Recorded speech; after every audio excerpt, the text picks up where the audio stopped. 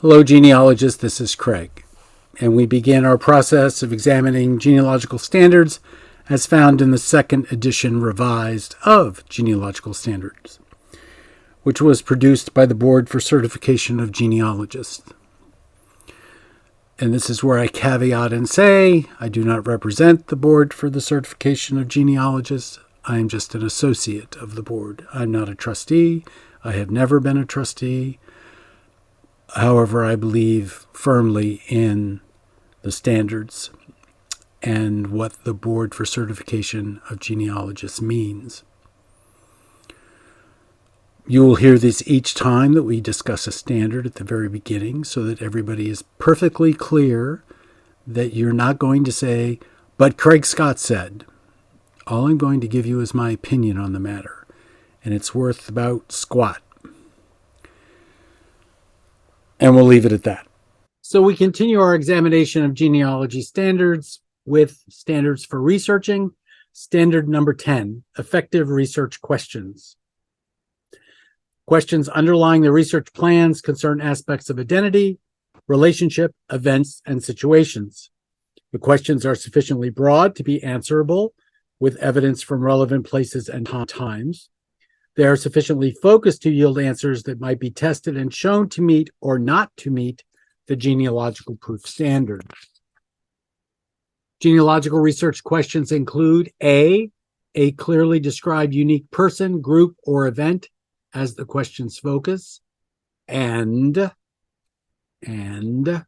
specification of unknown or forgotten information that the research is to discover. For example, an identity, relationship, event, or biographical detail. C, glossary for definitions of evidence, genealogical proof standard, identity, relationship, and research question. So I guess since we're dealing with research question, we ought to go back to the glossary and see what it says about research question. Research question, a question that research aims to answer. In genealogy, a focused question that seeks unknown information about a specific person that helps frame research scope, lead to relevant information, and identify evidence. So what's missing there in the glossary is the sense of something other than person. So they're dealing with identity, relationship, but not events and situations. So a research question can deal very well with events and situations. For example, one of my research questions last year or the year before was, who actually died at the Battle of New Orleans on 8 January 1815?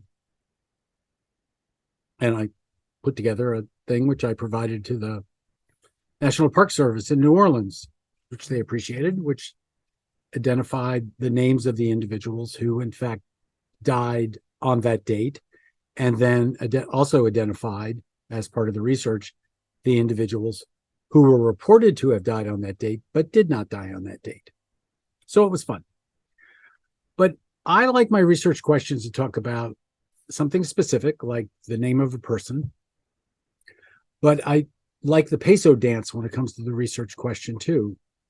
Who are the parents of John Jones, born 1850 in Smith County, Tennessee? Except I don't like that question, because I could have two research questions. I would ask, who is the father of John Jones, born 1850, Smith County, Tennessee? And then another research question, who is the mother of John Jones, or whatever name I used, 1850, Smith County, Tennessee? You want to make sure that it's specific enough so that you can, in fact, create focus.